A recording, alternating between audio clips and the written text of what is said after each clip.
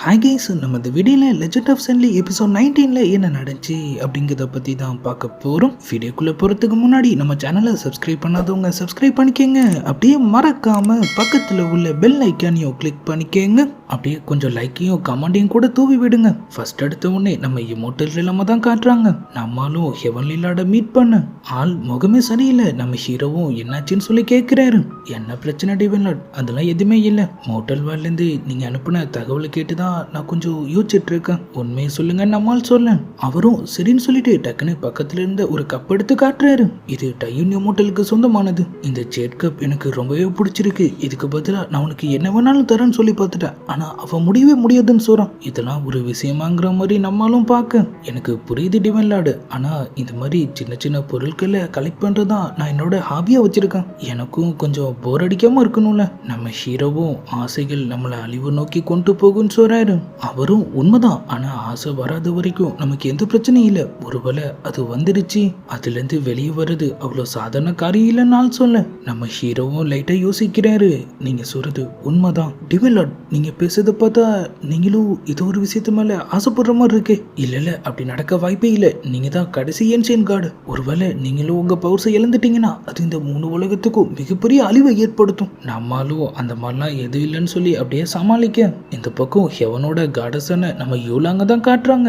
அவங்க ஃப்ரெண்ட்ஸ்லாம் அவங்கள பார்க்க வர ஃப்ளவர் பேன்க்யூட்டுக்கு டிவைன் லார்டை இன்வைட் பண்ற சாக்கில் நீ போய் டிவைன் லார்டை பார்த்துட்டு வந்துட்ட போல. ஆனா அவங்க முகமே சரியில்லை. அங்க உன்னை யாராவது மரியாதை குறைச்சலாம் நடத்துனாங்களான்னு கேட்க அப்பெல்லாம் எதுவும் இல்லை. அந்த சென்லி தான் கொஞ்சம் திமுறா நடந்துக்கிட்டான். அவங்களும் அவளுக்கு அப்பா அம்மா கிடையாது. வார்பேஸ்லயே பிறந்து அங்கேயே வளர்ந்துருக்கா. அவ கொஞ்சம் அப்படிதான் இருப்பான். ஆனா ஒன்னுத்தங்க உனக்கு விஷயம் தெரியுமா?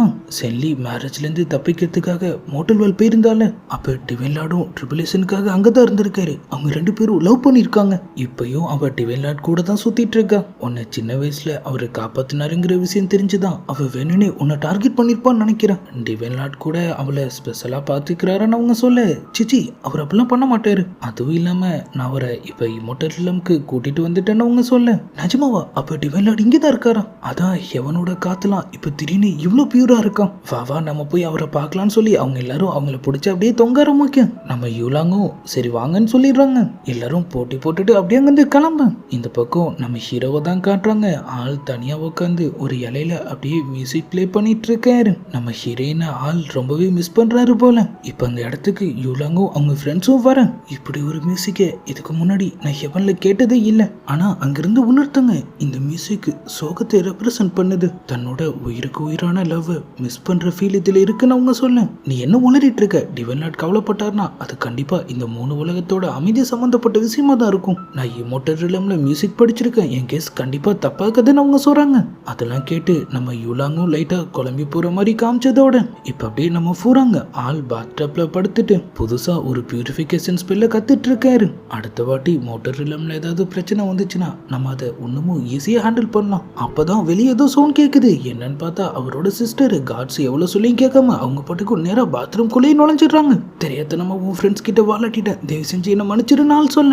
என் ஃப்ரெண்ட்ஸ் கிட்ட வாலாட்டி இருந்தினா இன்னரும் உன் காலை உடைச்சு உன் கையில கொடுத்துருக்க மாட்டேன்னு அவங்க கேட்க அப்ப விஷயம் அது இல்லையான்னு சொல்லிட்டு ஆளும் லைட்டா ரிலாக்ஸ் ஆகுறாரு. அவங்களும் டிவைன் லார்ட் சென்லியை பத்தி உனக்கு என்ன தெரியுமா சொல்லு. அவங்க 2 பேரும் எவ்வளவு நேரம் டைம் ஸ்பெண்ட் பண்ணுவாங்க, என்னெல்லாம் பேசுவாங்க, எப்பப்ப மீட் பண்ணுவாங்கன்னு சொல்லி அவங்க எல்லா விஷயத்தையும் கேட்க நம்மளும் லைட்டா யோசிச்சுட்டு அவங்க அந்த அளவுக்கு க்ளோஸ்ன்னு சொல்ல முடியாது, க்ளோஸ் இல்லைன்னு சொல்ல முடியாது. அவங்க சாதாரணமா தான் பேசுவாங்க. ஆனா அடிக்கடி அவங்க 2 பேரும் ஒன்னா தான் இருப்பாங்க. மோட்டர் ரிலம்க்கு என்னை தேடி வந்தப்பையும் சரி, டிமன் ரிலம்ல நான் ஏதாவது பிரச்சனை பண்ணி உதவங்கும் போதும் சரி, டிவைன் லார்டும் சென்லியும் ஒன்னா தான் வருவாங்கன்னு அவரு சொல்ல ஆமா இப்போதைக்கு இதை பத்திலாம் கேட்குறேன், உன் வேலையை மட்டும் பாடுறான்னு சொல்லி அவரை திட்டிட்டு அவங்க அப்படியே அங்கிருந்து கிளம்ப. இவன் தான் லூசு மாதிரி வளர்றானா இல்ல உண்மையிலேயே ஏதாவது இருக்குமான்னு சொல்லி அவங்களும் யோசிச்சுட்டு அப்படியே அங்கிருந்து கிளம்புறாங்க. இப்ப அப்படியே நம்ம இமோட்டல் ரிலம்ல ஃப்ளவர் பேன்க்யூட் அட்டென்ட் பண்றதுக்காக எல்லா இமோட்டல் லார்ட்ஸும் வந்துட்டு இருக்கிற மாதிரி காட்டுறாங்க. நம்ம பூராங்கும் பந்தாவா படுத்துட்டு அப்படியே காலாட்டிட்டு இருக்கேன். அந்த சியோயான் எப்பதான் வருவான்? ஒருவேளை தண்ணி கிணியை போட்டு படுத்துட்டானான்னு சொல்லி ஆள் அப்படியே யோசிச்சுட்டு இருக்கேன். இப்ப அப்படியே யாரோ 2 பேர் ஃபிளையிங்லேயே வந்துட்டு இருக்கிற மாதிரி காட்டுறாங்க. இவர் தான் நம்மால் வெயிட் பண்ணிட்டு இருக்கிற அந்த சியோயான். நார்த் சீயோட தேர்ட் பிரின்ஸ். டக்குன்னு ஒரு வழியில மின்னல் வேகத்துல ஒரு பவர் கிராஷ் ஆகுது. ஆளும் அவர் கையில இருந்த பாக்ஸ கீழே போட, டே அறிவு கெட்டவனே பார்த்து போக மாட்டியா, அடே அது விடுறா, நம்ம ட்ரெஸரி பாக்ஸ எடுன்னு சொல்ல. இந்த பக்கம் அப்படியே இமோட்டர் இல்லாம காட்டுறாங்க. கிராஷ் ஆன அந்த பவர் வேற யாரும் இல்ல, நம்ம ஹீரோயின் தான். அவங்களும் அவங்க பேட்சை கொடுத்துட்டு அப்படியே உள்ள போக அங்க அவங்களோட நேமை எழுத சொல்றானுங்க. அவங்களும் அப்படியே மாசா சென்லின்னு போட்டு அங்கிருந்த மத்த நேம்ஸ் எல்லாம் அடிச்சு தள்ளிட்டு அவங்க பேரை நடுவுல நிறுத்த அங்கிருந்த கூட்டமே டிமர் இல்லாம சேர்ந்தவங்களா. ஆனா அவங்க சாதாரணமா இந்த மாதிரி ஃபங்க்ஷனுக்குலாம் வர மாட்டாங்களே. நம்ம ஃபூராங்கும் நம்ம ஹீரோயினை பார்த்துட்டு ஆள் அப்படியே அவங்க கிட்ட துள்ளி குதிச்சு ஓடி வராரு. சென்லி நீ எப்போ வந்த, சரி வாவா நான் உன்னை கூட்டிட்டு போறேன். அந்த இடத்துல ஒரு சூப்பரான பெயிண்டிங்லாம் பண்ணுவாங்கன்னு சொல்லி ஆள் அப்படியே அவங்க கூட சேர்ந்து போஸ் கொடுத்துட்டு இருக்கேன். அங்க வரைகிறது வேற யாரும் இல்ல, நம்ம யூலாங்கோட ஃப்ரெண்டு தான். அவங்களும் வேண்டா வரப்பா மூஞ்ச வச்சுட்டு நம்ம ஃபூராங்காக அதை அப்படியே வரைகிறாங்க. பார்க்க நல்லதா இருக்கு. ஆனா நம்ம ஹீரோயின் இது மாதிரி தேவையில்லாத வேலைக்கலாம் இதுக்காக உங்க நேரத்தை வீணடிக்கிறீங்கன்னு சொல்லிட்டு அவங்க பாட்டுக்கு அப்படியே போயிட்டு இருக்கு. நம்மளும் செல்லி நீ என் இடத்துக்கு போய் கொஞ்சம் ரெஸ்ட் எடு, எனக்கு இங்க கொஞ்சம் வேலை இருக்குங்கிற மாதிரி சொல்லி அவர் ஆளை கூப்பிட்டு அவங்கள கூட்டிட்டு போக சொல்ல இப்ப அப்படியே அந்த ஜியோ யானை தான் காட்டுறாங்க. ஆள் கீழே விழுந்த அவர் ட்ரெஸ்ஸரிஸ் எல்லாத்தையும் திரும்ப அப்படியே கலெக்ட் பண்ணிட்டு இருக்காரு. என் கோல்டு லீஃப், என்னோட கோல்டன் நெக்லஸ், என்னோட கை, என்னது கையா, டக்குன்னு அந்த கை அவரை பிடிச்சி அப்படியே இழுத்துட்டு போக இந்த பக்கம் நம்ம ஹீரோயினும் லைட்டா இமோட்டர் இல்லாம சுத்தி பார்த்துட்டு இருக்காங்க. யார் இங்க ரொம்பவே பியூரா இருக்கு, இதே காத்து நம்ம டீமன் ரில்ல மக்களுக்கும் கிடைச்சா எவ்வளவு நல்லா இருக்குன்னு சொல்லி அவங்க யோசிச்சுட்டு இருக்க. அப்படியே இப்ப மேன்ஷனுக்கும் போறாங்க. நம்ம ஃபூராங் அவங்களுக்காக ஒரு மெயிலாம் கூட ரெடி பண்ணிருக்காரு. இப்ப அப்படியே கொஞ்சம் டைமும் ஆகுது. அவனை எங்க ஒண்ணுமா ஆளக்கணும்னு சொல்லி நம்ம ஃபூராங் ஒரு பக்கம் யோசிச்சுட்டு இருக்க. நம்ம ஹீரோயினும் இப்ப அப்படியே அங்க வராங்க. கையில ஒரு ஒயின் பாட்டில் இருக்கு. நம்மளும் செல்லி நம்ம மேன்ஷனை நல்லா சுத்தி பாத்தியா, மேரேஜுக்கு அப்புறம் நீங்க தான் இருக்க போற. நம்ம ஹீரோயினும் உண்மையை சொல்லு, நீ என்ன பிளான் பண்ணிட்டு இருக்க, ஆள் அப்பெல்லாம் எதுவும் இல்லைன்னு சொல்ல, நீ மேரேஜை நிறுத்த தானே யோசிச்சுட்டு இருந்த, இப்ப என்னாச்சுன்னு அவங்க கேக்குறாங்க. நம்மளும் நம்ம கிட்ட ஒரு முக்கியமான விஷயம் பேசணும்னு சொல்லிட்டு அப்படியே அவங்க கிட்ட வந்து உட்காந்துக்க. நம்ம ஒரு டீல் போட்டுக்கலாம், எப்படியோ எனக்கு உன் மேல இன்ட்ரெஸ்ட் இல்லை, உனக்கு அப்படித்தானே எனக்கு நல்லாவே தெரியும். மேரேஜுக்கு அப்புறமா நம்ம பேசாம ஃப்ரெண்ட்ஸ் ஆயிடலாம். உன் விஷயத்துல நான் தலையிட மாட்டேன், அதே மாதிரி நான் யார் கூடயும் சுத்தினா நீ எதுவும் கேட்க கூடாது. அதே நேரத்துல ஏதாவது பிரச்சனைனா நம்ம அதை சேர்ந்து ஃபேஸ் பண்ணிக்கலாம். கான்ட்ராக்டிங் கொடுத்து சைன் போடுனாலும் சொல்ல நம்ம ஹீரோயின் முடியாதுன்னு சொல்லிடுறாங்க. நம்ம ஃபூராங்கும் நீ ஏன் சைன் போட மாட்டேன்னு சொல்றேன்னு எனக்கு நல்லாவே புரியுது, உனக்கு என் மேல ஃபீல் வந்துருச்சானால் கேட்க. நம்ம ஹீரோயினும் அவர் அப்படியே பார்த்துட்டு இருக்காங்க.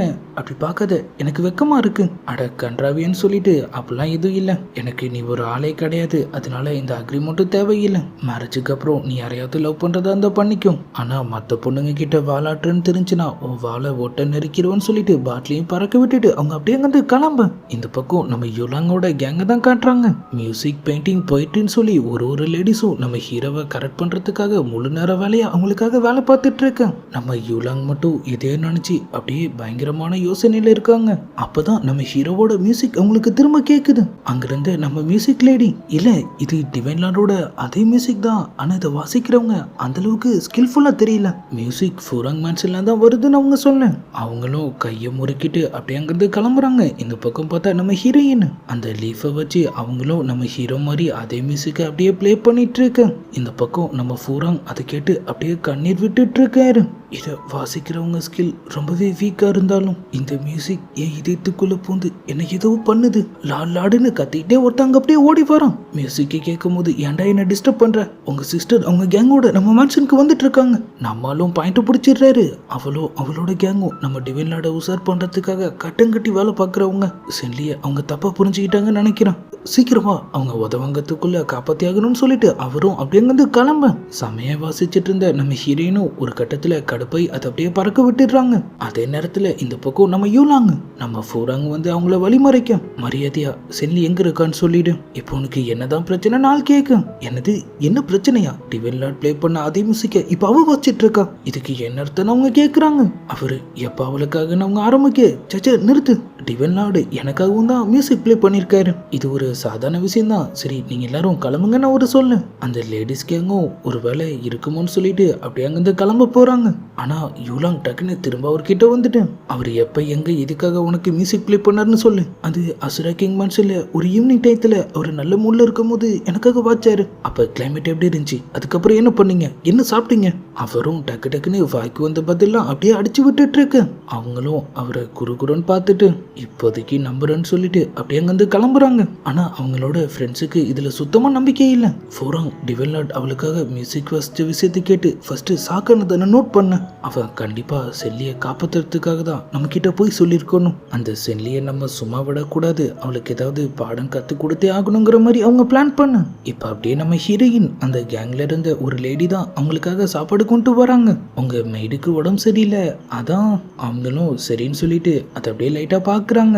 அவங்களும் எதுவுமே தெரியாத மாதிரி அந்த இடத்தெல்லாம் அப்படியே க்ளீன் பண்ணிட்டு இருக்கு. நம்ம ஹீரோயினும் அந்த சாப்பாடை அப்படியே சாப்பிட ஆரம்பிச்சிடுறாங்க.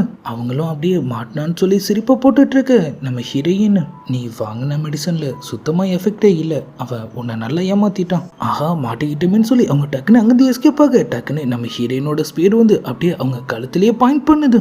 அவங்களும் பயத்தில் அப்படியே கதறிட்டு இருக்க. நம்ம ஹீரோயினும் கூலா அந்த பாய்சன் கலந்த சாப்பாடை சாப்பிட்டுட்டு அப்படியே அவங்கள பார்க்க வராங்க. எவ்வளோ பயத்தை வச்சுட்டு நீலாம் என்னக்குள்ள ட்ரை பண்ணலாமா? அவங்க அப்படியே மாசா டைலாக் பேசிட்டு இருக்கு. திடீர்னு பார்த்தா அவங்களுக்கு லைட்டா கேர் ஆகுது. இந்த பாய்சன் நம்மளை காயப்படுத்த வாய்ப்பு இல்லை, ஆனா இதுக்கு முன்னாடி அவங்க அட்டாக் ஆன பாய்சன் இருக்க அவங்க மெடிசன் எடுத்துட்டு இருந்திருப்பாங்க, அதுவும் இதுவும் சேர்ந்து ஏதோ வேலையை காட்டுது போலன்னு சொல்லிட்டு அவங்களும் தட்டு தடு மாதிரி அப்படியே அங்கிருந்து கிளம்பு.